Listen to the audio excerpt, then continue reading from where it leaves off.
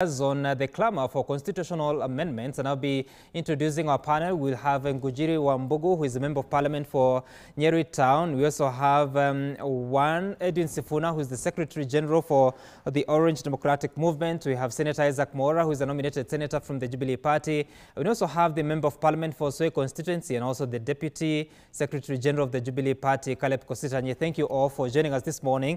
And I want us to begin the conversation by looking at what we just concluded last week, the marking of 10-year anniversary of the Constitution. Let's listen to what President Uhuru Kenyatta had to say side to side with the Deputy President William Ruto on this being a constitutional moment, but the Deputy President asking, what amendments are you talking about?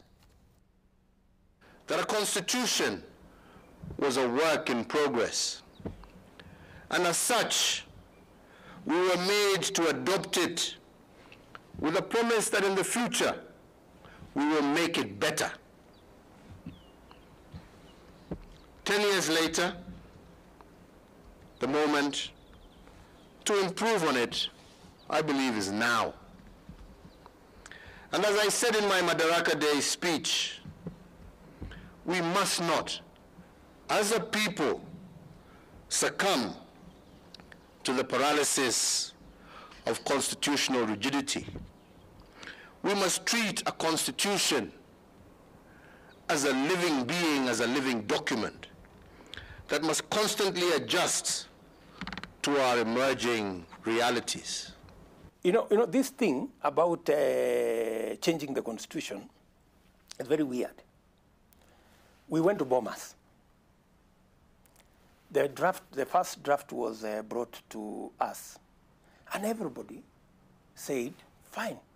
If this is the document, we have absolutely no problem with it, because largely it presented issues that were to be implemented, administrative issues, policy issues, and not much, right? And we all agreed. But then, I don't know who complained, because I have never heard anybody who complained about the document. But somehow, the document was taken back. And now we are waiting.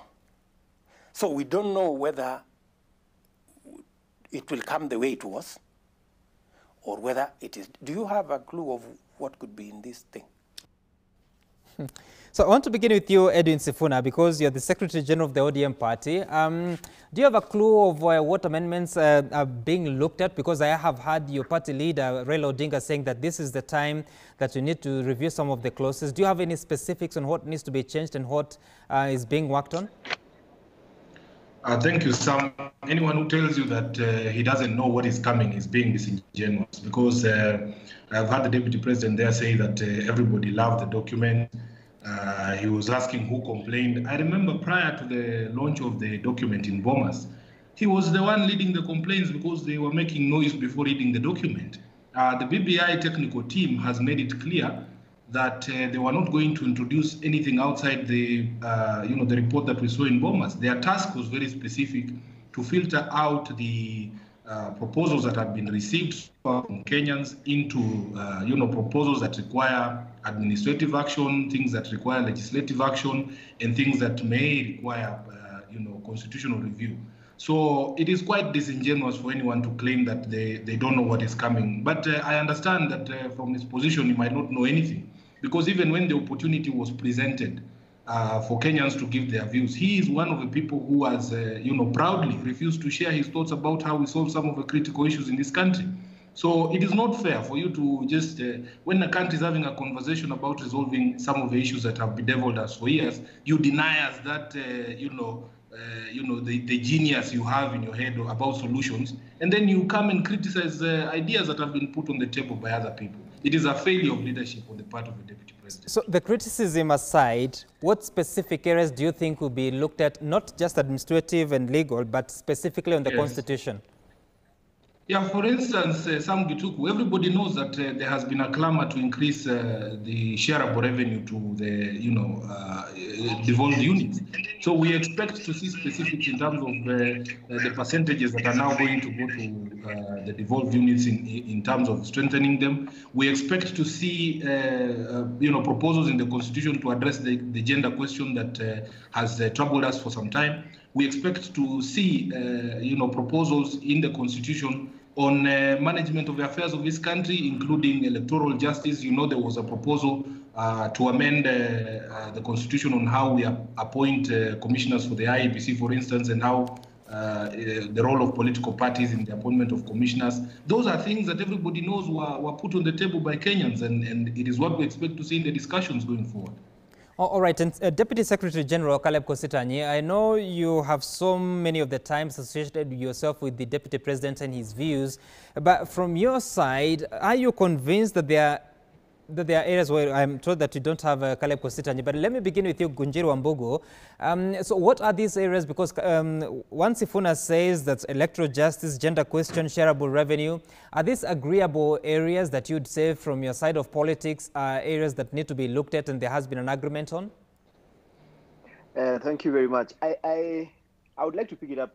I would like to pick up from a statement that the president made, where he said that the problem of a lot of our constitutional documents has been that they're actually ceasefire documents. When you think about 2010 was 3 years from 2007, when Kenya faced one of its most intense post-election violence disputes.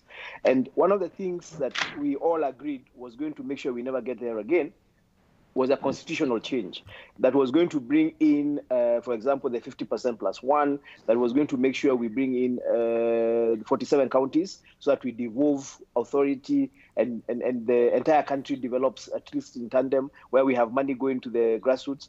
And so we did that in 2010. And though sometimes when I listen to my deputy party leader and the deputy president, I get a bit shocked, because I remember in 2010, he had actually convinced people I know that we needed not to pass that constitution.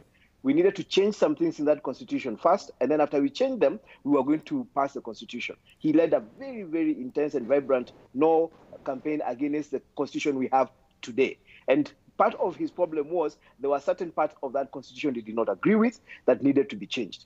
He was, the North side was defeated, we got the constitution, but 33% of Kenyans did not agree with everything in that constitution. It's now 10 years later. So we are here saying, look, there are certain things that certainly need to be changed. And it's true, a constitution is a very dynamic document. Things are changing in the world. We have things like COVID, where we have had to have a curfew for close to 6 months. These are things that we have to keep incorporating into how we do things. One of the things I would like to know is, in future, what is the process of going through something like what we've just gone through? So when you're thinking about constitutional changes, we have to think about emerging issues and think about how to incorporate them. We have had another election in 2017 that was still disputed and nearly went into violence. So clearly, the things we thought we had solved in 2010 are not completely solved. So do we need to change the constitution again? That's a debate that is open for all of us. Incidentally, you do not have to agree that we need to change the constitution, but you should be part of that debate. You should be part of saying, the reason I don't want this constitution changed is because I am happy with ABCD. Unfortunately, the deputy president doesn't have the moral high ground to stand and say that he's happy with this particular constitution, having been the one who led the no campaign against it 10 years ago. In fact, he is the one who should be leading the change constitution, the change agenda of this constitution, because he should be consistent. He should be saying, look, 10 years ago, I said there was something wrong with this constitution. Honorable Wa Mbugu, you and I know that this matter has turned more political than about the constitution. But let me bring in Senator Mwaura, because yes, you are nominated senator from the Jubilee Party, but when you look at this conversation, are we clear on what we are talking about? Because the deputy president there is asking what areas need to be amended. Of course, Sifuna has some few answers, but have we mishandled this conversation?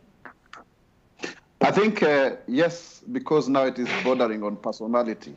It is no longer about the document. Because why?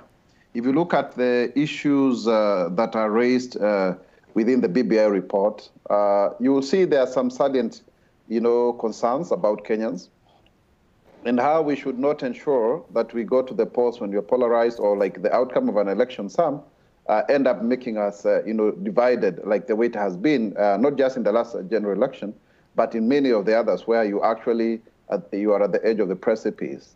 But then, of course, the nitty-gritties of the BBI would be the actual draft bill, whatever will be presented other than the report itself, because the report was a very good document. Everybody agreed with it because it addressed what ails this country in a very germane manner. And so therefore, because the issues were raised in about 158 pages, were very clear and everybody agreed with them. It's how they are going to be framed and also the roadmap, because they say the product is as good as the process. But already, just like the third generation formula in the Senate, I am seeing this being more about political hubris than the actual contents of the document. We must ask ourselves as a country, after 10 years, do we have a moment to review the document that governs us as the supreme law of the land so that we recalibrate the state to suit to our needs? And I think the answer is yes, in my opinion. We may differ on what may be the actual provisions of the law, or rather of the bill, and that can only be ascertained when the bill is out. So, but then if we take positions now for or against the thing that we've not yet seen in terms of the actual, the letter of the law, then I think it is setting, stage for political contestation around personalities, and I think that's not very fair to Kenyans. Remember, in 2010, some people are saying, "Kama Raila amesoma katiba, mimi sifai kusoma." You remember that time? I think we are almost going to face the same moment.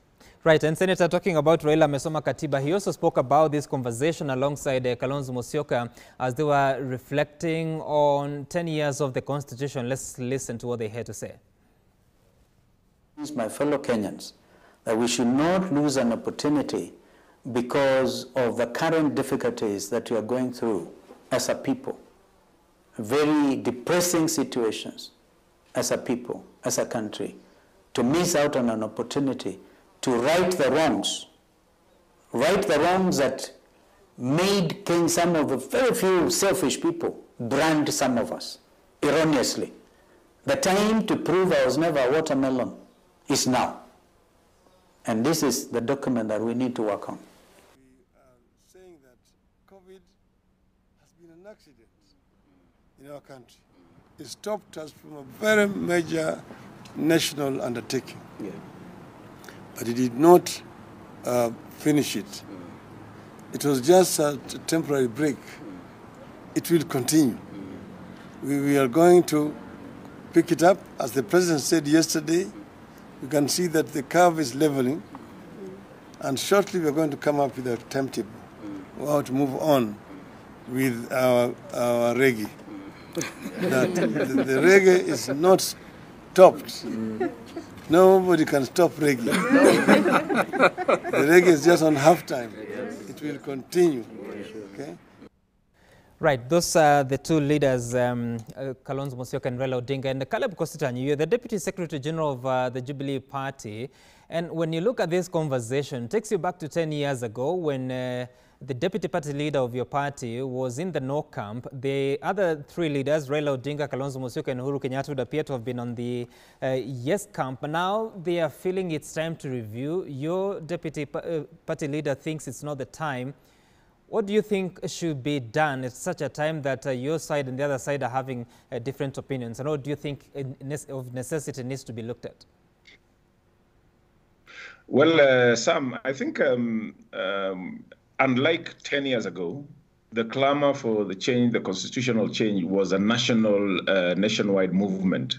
There was a lot of consultation, very deep involvement of the wananchi, or rather the citizens of this nation, vis-a-vis what is happening now with this 2020 change the constitution move, whereby two leaders came in, had a handshake, and the next thing after a few months after the handshake is we're going to change the constitution. I don't think with the kind of challenges that Kenyans are going through now, the state of our economy, the COVID-19 situation, and the fact that it is not clear. There's a lot of secrecy in this BBI movement. I believe, and believe me, Sam, all of us who are in this panel, I don't think there's any single person who knows exactly what is at BBI. And as the Deputy President said, we went to Bomas some of us reluctantly went to Bomas. And we expected that after the launch, with all the drama that was there, after the launch, each and every member of parliament and senator and governor would be given a few copies to check to their people so that we may read and accept and give our opinions. And as the document was being launched, we saw and we said, look, if this is what it is, then amen, nobody's going to oppose it. Mm-hmm. But even before we didn't even leave Bomas, but it seems that it was part of the agenda that we launch and then go back again to rewrite the document. So what was the point of calling us to Bomas for a half-baked document? And I think we as leaders, we need to think and put Kenyans first. I don't think at the moment this is the right time for us to talk about changing the constitution. Kenyans are going through much more serious issues. I had one leader say it will only cost 2 billion. 2 billion can go a long way in helping Kenyans pay their rent, buy clothes for their children, put food on their table, and as we sort out the COVID situation. So I think it's not right for us to discuss about engaging in a very expensive venture now. As a lawmaker, are there areas that you feel, regardless of the political temperature in the country, are there areas that you feel needs to be looked at genuinely in the Constitution 10 years on?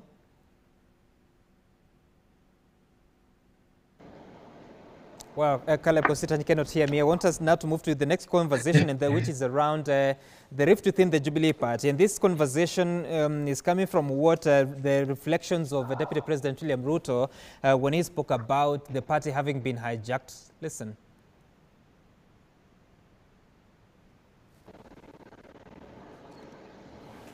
And this is tragic, you know. The party has been hijacked by busybodies and conmen, you know, and brokers like Murathe and company.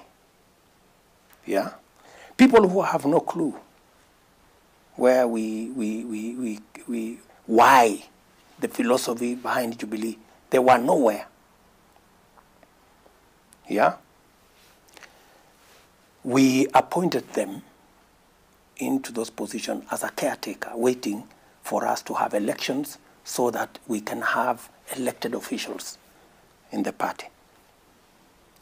Unfortunately, they have hijacked the party, and they are now running it in a way that is unbelievable. They are running it through fiat. You know, you take this position or you get out of the party. This is the party position. You ask them, when did the party meet? You know, they have changed. Their word has become the party position. All right, so Ngunjiri Wa Mbogo, that's your deputy party leader. Of course, a few minutes ago, you raised concerns about his responses to the matters about the constitutional amendments. But he says that busybodies have overtaken the agenda of the party. And I want to question you in as far as, so now he claims this has happened. But when did all this start to happen? Because he says that the party position of these busybodies has now become, or rather, the position of these busybodies has become the party position. When did it reach a point that the deputy party leader is no longer influential in making decisions for the party? I actually find myself in the same situation, the same question you're asking yourself, because the party is still under the leadership that has been in charge of the party from the beginning. Nothing has changed. We have party leaders, President Uhuru Kenyatta. Our deputy party leader is William Ruto. We have Murathe, who has always been our vice chairman. We have Tuju, who's always been our secretary general. Nothing has changed. So when I listen to the deputy party leader of my party say that the party has been hijacked, I'm asking myself by who? And the second thing is, because nothing has changed. Nothing has changed on the leadership of the party. Nothing at all. In fact, what has stopped happening is that some things that we would have wanted to see happen, like the elections, have not happened. But in terms of the party having changed or having been hijacked by anybody, nothing has changed. And this is a fact. Nothing has changed in our party. No leadership changes have happened. We have the same people running the party that were appointed. And by the way, they were all appointed. The party leader is on an interim basis. The deputy party leader is on an interim basis. The secretary general, the vice chairman, the chairman, all of them on an interim basis. Nothing has changed. The second thing is, what is this that the party is supposed to have done that. You know, when I listen to people, when I listen to the deputy party leader complaining, when I listen to my deputy SG, who is on the panel with me, Caleb Kositany, complaining about the party position being different from what people want, I'm like, what is it that was required? What did the party, for example, what did the deputy party leader want to happen that has not happened? When he's complaining that the party has been hijacked, where was it going that it stopped going, that he's now saying somebody has come and taken over the party? Does it concern you? Let's be honest. Does it concern you? Just a moment. Yes. Does it concern you that David Murathe, who apparently had resigned at some point in time but then came back, but recently we heard him say that he would prefer Raila Odinga to be the president come 2022. Does it concern you that he's supposed to be the vice chairperson of the Jubilee Party? I mean, you know, that is Murathe's opinion. This is 2020. Murathe is talking about what he hopes is going to happen in 2022. For all you know, he could have defected to ODM by 2022. We are talking about now. The party is still leading government. The party is still in charge of government. The party leader is still the president of the Republic of Kenya. There is nothing that the party has done that is against what we had said we were going to do. Let me tell you what the problem is, Sam. We have people who thought they were going to take over the party. They thought they were going to guide the party towards a preferred candidate, and that is not happening. Who are those people? So when you hear them complaining, people like Caleb Kositany, they wanted the party to make it nearly a fait accompli that the next presidential candidate for Jubilee would be William Ruto. But that's something that has to be dealt with in 2022. Right now, we're supposed to be focusing on ensuring we deliver the mandate that we were given in 2017 up to 2022. We had some people who are trying to preempt that. Caleb and the team that was commonly known as Tangatanga thought they were going to hijack the party and run their agenda with it. That has failed. Now they are complaining the party. Listen, now they are complaining the party has been hijacked by other people. Nobody has changed the leadership of the party. Caleb is still the deputy SG of the party. Ruto is still the deputy leader. Uhuru is still the party leader. So what hijack are they talking about? All right, SG Sifuna, I'll get to you, but before I do so, Caleb Kositany, you've been mentioned by your fellow party member there. You're the Deputy Secretary General, and he says that you are the ones that have been claiming that things have changed. You had your own preferences. Exactly what do you think has changed within the party that now would have the Deputy President even threatening to leave the party if it becomes untenable? As a political party, that one is you don't need to be a rocket scientist to know that we are very dysfunctional. We have had we have very serious issues within Jubilee. We have never had a PG meeting or a consultative PG meeting.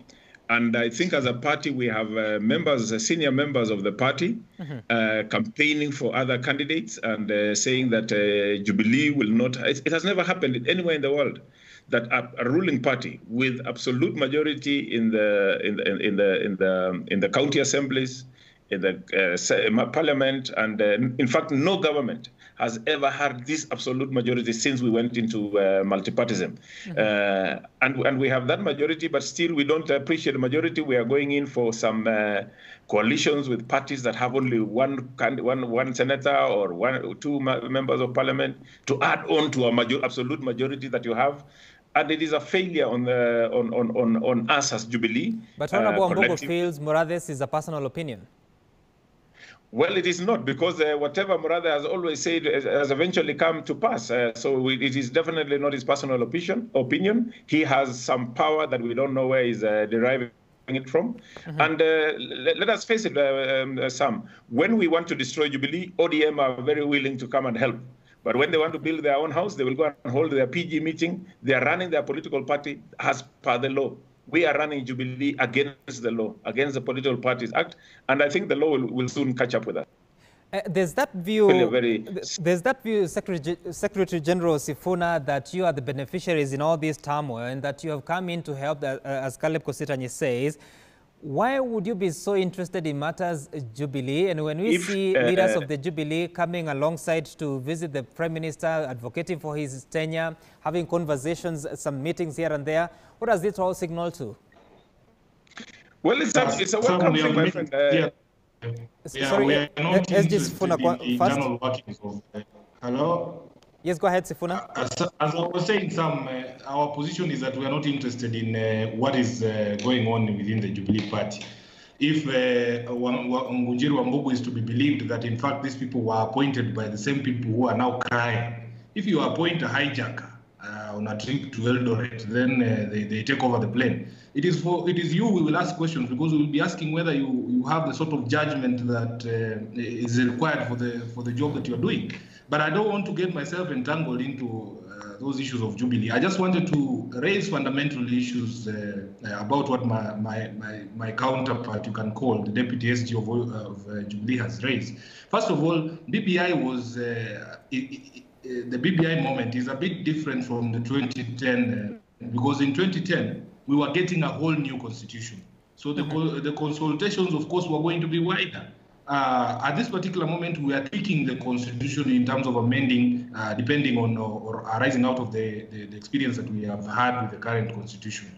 And then when he talks about secrecy, all these things have been consultative, there have been public meetings. What is open is that the people who believe in the ideology that Kositany believes in, the Tanga team, have openly refused to participate in these things. The deputy president is proud to say that he has never given any views to this particular panel. So it is not true that there has been secrecy. You remember by the time that coronavirus was coming up, we were to have a consultative meeting in Nakuru, and they were telling us that they had this memorandum of their views now that had been condensed, and they wanted now to present it, but their only gravamen was that they didn't want Raila Odinga to be present during that consultative meeting. So where are those views? We would like to see those views, because for the first time, can this Tanga team also present views or solutions to the problems we have as a country, so that other people can also debate them? On the issue of cost, Mr. Kositany knows that we lost almost 20 times or 30 times what he's talking about the constitutional cost. In the Kimwaro and Aror Dam scandals, we lost almost 60 billion. That is, if you go by the rate that was proposed by my party leader of 2 billion only for the referendum, that's 30 referenda in the country.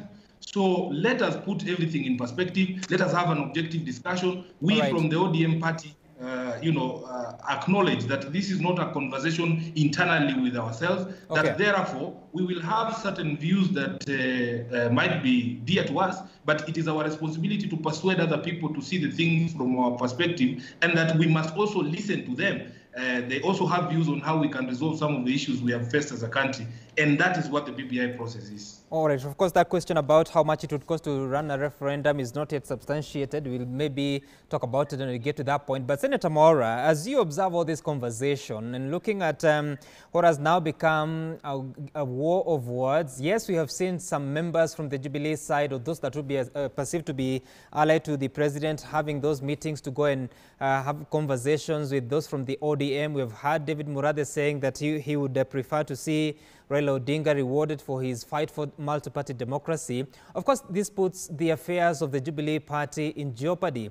What do you think needs to be done now? Because you just have some 2 years to finalize on the agenda, the manifesto that you promised Kenyans, and you'll be rated on your scorecard. Yeah, thank you very much, Sam. I know when I look at all of us in this panel, I am almost laughing, because at some point, maybe we are in the same political party. I can say, apart from maybe from you, this is the circus of political parties. Jubilee never really quite became a good political party. And it's good we say things as they are.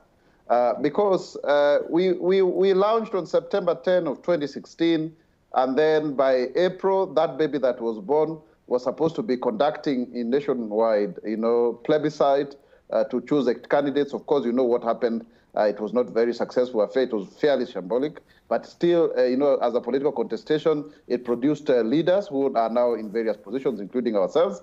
And then after that, it was a downward spiral. In fact, my brother Wambugu Njiri remembers very well that I'm the one who officially named that there were two camps of Tanga and Kieleweke when he had started the hashtag Kitaeleweka.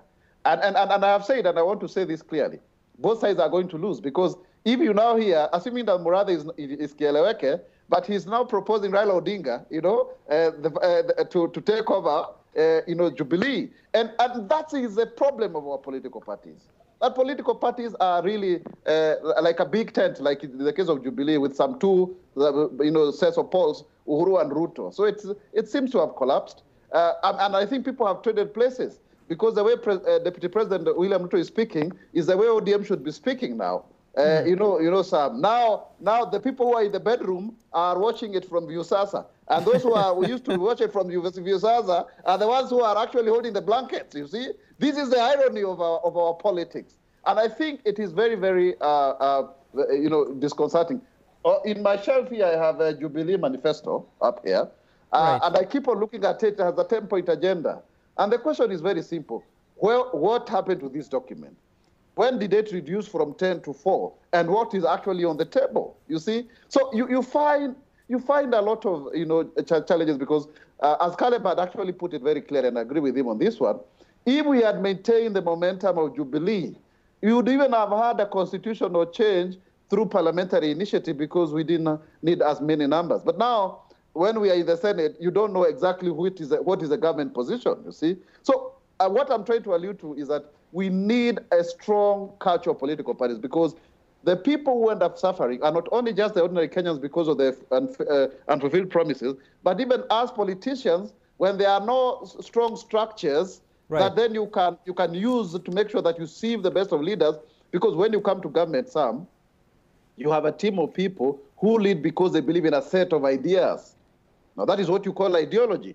But when you do not have that now, you risk being ruled by a gang of robbers. And that is why you are seeing the COVID-19 millionaires at the Ministry of Health, you see, where if you had a very good political ideology, you would say that you don't need 97 billion at the Ministry of Health, devolve more so that you unlock the AMPAs with that generation formula. Now, when you don't have a set of thinking like that, now who is in the opposition nowadays?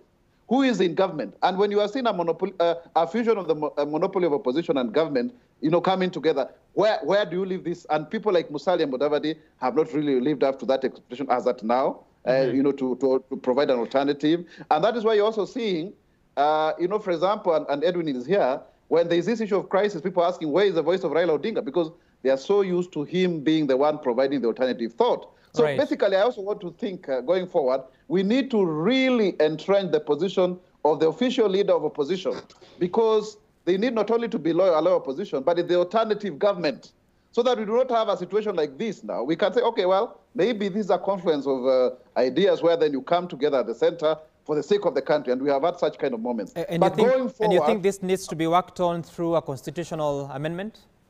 Yes, it does, because the current framework does not provide for such. What you have is our appointees who pretend to be the leaders of majority or minority, but they are basically employees of people outside of parliament. Yeah. So you need people who are the true leaders of political parties or coalitions inside the house, so that they can actually lead their troops, and of course provide the right kind of position. Look, the people like Raila, Mudavadi, Kalonzo have survived outside parliament. Now it will be 10 years. But we thought that maybe if they are no longer in parliament, they will, go into oblivion. They haven't, because by the time you build people of such stature, it takes a lot of time, and they're also leaders of communities. So you need them in parliament. Senator Mwaura, I'll allow you more time, but let's listen to what the Deputy President had to say in regards to how different the first term and this term are when it comes to operations of the Jubilee administration. The last several years, it was Uhuruto. And some people got concerned that maybe we should have Uhuru, because Uhuru is the president. And therefore, for Uhuru to stand out as the president, maybe we should scale down the Ruto part of the Uhuruto, so that Ruto can slightly take a back seat, do less, so that we can project President Uhuru as the leader of government, which is the case, right? I am the deputy president, and I know my place, right? So. Right, Senator Mwaura, let me begin with you. Was this a discussed position? Was it an agreed position that coming into the second term, the deputy president was going to take a back seat, and that is why we see things the way they are now? I think there was an observation that in the first term, Deputy President William Ruto was seen to be the one really running government. I mean, that is it's not a matter of conjecture, because President Uhuru Kenyatta gave him a lot of leeway. to make determinations. In fact, there was a talk that if you want something to be done, go and see the deputy president. In fact, it's like if you have any political issue, and there was like an agreement of sorts that let me run government and then you run politics. That is William Ruto to run politics and President Uhuru to run government. Now, you see, this is a personality issue that therefore, at some point, people felt like maybe William Ruto was overshadowing the president and all of that. And then immediately after the second term, we saw a situation where like people started campaigning for 2022 too early, and President Uhuru Kenyatta was more concerned about his legacy. And that was actually the point of departure. Adding now, if you like, sort to injury, the BBI, so that then after the handshake, then the position of the deputy president seemed threatened. And this is now the widening rift. In fact, I'm on record as having said, now Uhuru and Ruto, when did they become Uruto? When did they become Uhuru and Ruto? Where people are supposed to, to take sides, so that you determine people who you voted for together, they are not separate groups. But we actually never saw this coming. Let me just confess to you. Most of us in Jubilee Party looked at Uhuru and Ruto as both father and mother. So it was a shocker when now we started shadowboxing each other and creating enemies from within. But maybe, Sam, it is because of the success of our winning, so that then we started to self-cannibalize, you see? And people started to reposition themselves for further future negotiations of the 2022 debacle. Because you see, the deputy president's position as the next president within Jubilee Party or presidential candidate was a fait accompli. Now, that is not something ODM would have wanted, obviously, because then, as Junet Mohammed has said, it's like some kind of coronation. And I think, in my observation, ODM was very deliberate. That if the Jubilee was to win, the next thing was to destroy William Ruto, because that is the only way the ODM would have a good stab at the presidency. Because if you have the power of incumbency, you have a supermajority, people believe you're winning. I mean, how then would you have a chance? And I think if there is any group of people that have succeeded in their strategy, is Orange Democratic Movement, my former political party. Because now they have traded places. Now William Ruto is speaking as if he belongs to the opposition. And then, of course, if you listen to my good brother here, Edwin Sifuna, he's the one now defending government more than even Wambua Ngujiri. Yes. Edwin Sifuna, you don't look pleased, but I've heard you over the weekend or towards the end of last week, and you were saying that we were witnessing a funeral and you expect tears at a funeral. Are you celebrating the misfortunes of a political party that is your rival? Are you genuinely looking at the agenda for the country? I don't think calling something what it is a celebration. If you are at a wedding, you say you're at a wedding. If you are at a funeral, it's a funeral. It doesn't matter how you call it. And you can hear from our colleagues from the Jubilee side. And they say in Swahili, habari za baharini unamuuliza samaki.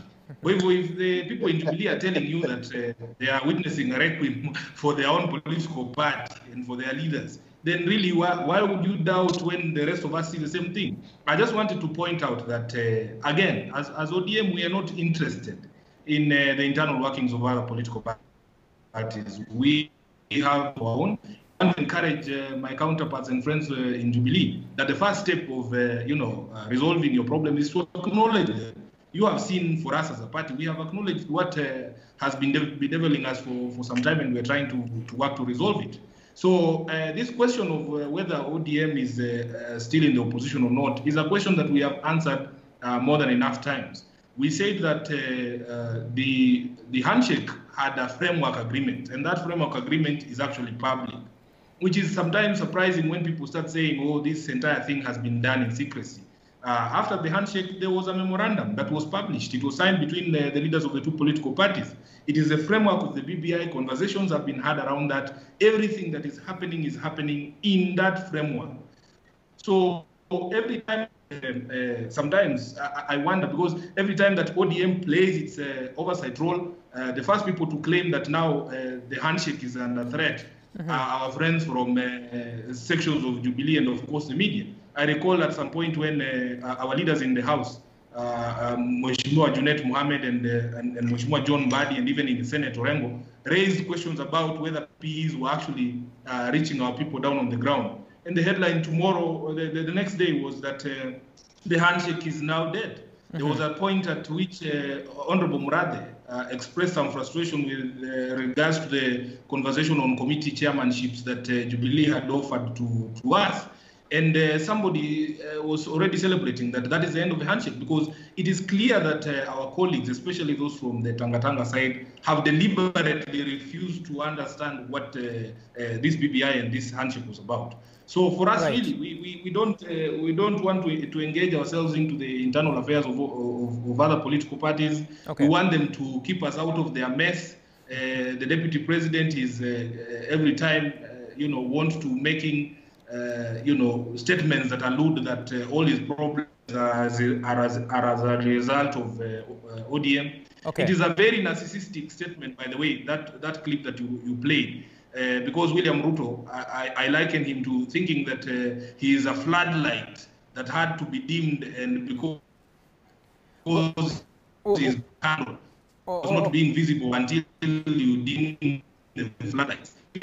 All right, Stephen, I'm having challenges hearing you clearly, but Honorable Ngunjiri, so now, if you look at the manifesto of the Jubilee Party in the first term and also the second term, and the Big Four agenda that you were told was going to be implemented, we saw the Deputy President struggling there to define what the legacy of Uhuru Kenyatta will be, especially with the second term. So without this division, where do you think it leaves the position of a Deputy President, which of course, in the political arrangement of things, it would appear that the plan was to hand over the mantle to Ruto?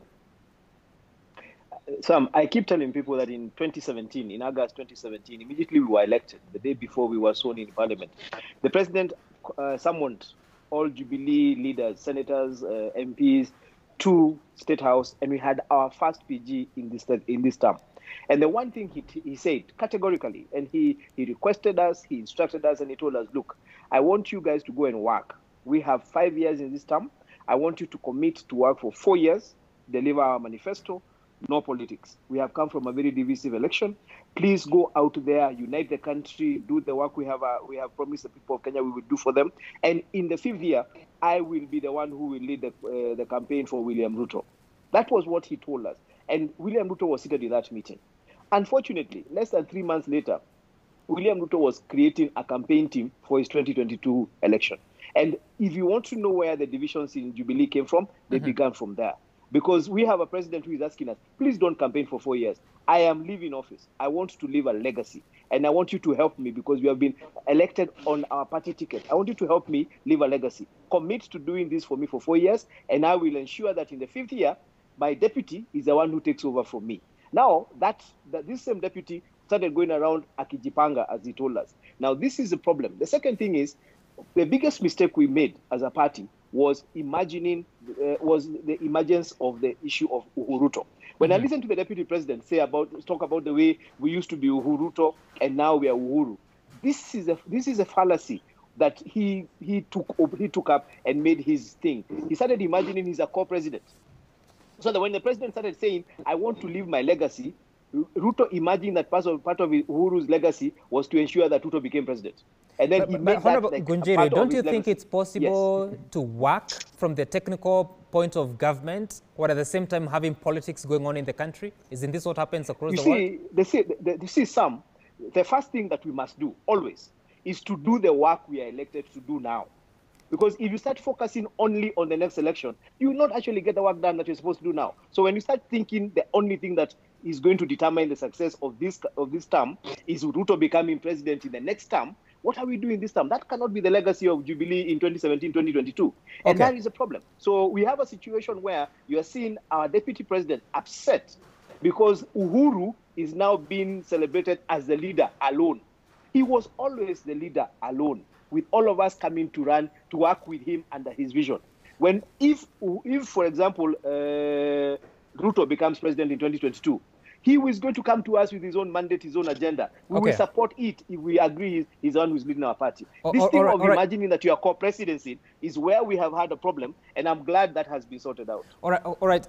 Deputy SG Caleb Kositanyi, so now you've said, you're on record saying that you're going to work so hard to reclaim the party from, do you call them the busybodies or those that have hijacked the party? What is the exact strategy that you have to ensure that you're able to reclaim the control of the Jubilee Party?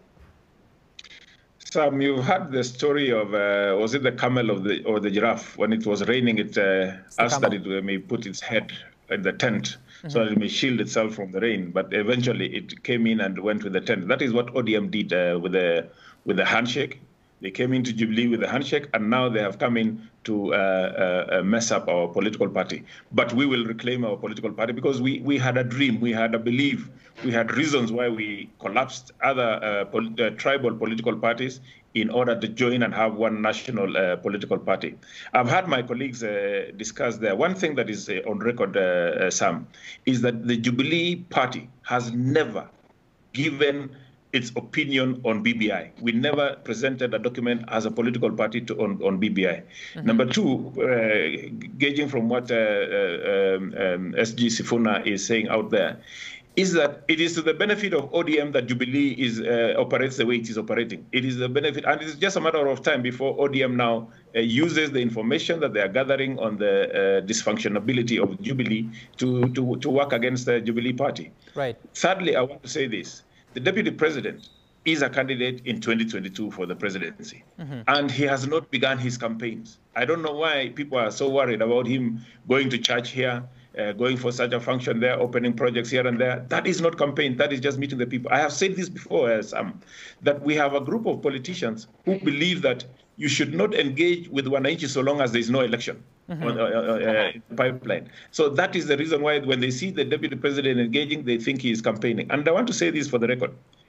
Deputy President William Ruto has enough supporters. We should not be trying to say that we are trying to force President Uhuru Kenyatta to support Deputy President William Ruto. Right. We want to allow the president to make his own choice. He may endorse somebody, he may not, but the president has things to do, and he should not be bothered about what William Ruto is doing or who. Let us allow the president to build his legacy. He has already built it in the first 5 years. What Jubilee all right, achieved. Honorable Kositanyi, I wish you had more time to continue on that, but also, as you said, that he should not be bothered by what Ruto is doing. I believe he's the deputy president. He's the deputy of the president. So really, I don't know where that leaves that conversation. But all the same, thank you so much, Caleb Kositanyi, Member of Parliament for Soi constituency, Senator Isaac Mora, nominated Senator of the Jubilee Party, Edwin Sifuna, the Secretary General of ODM, as well as Ngunjiri wa Mbogo, the Member of Parliament for Nyeri Town. Thank you for making time for us to have that conversation. And up next, we have Sporty Monday with Bazu is back, or is it Willis? Akisha maliza ataenda Kalale.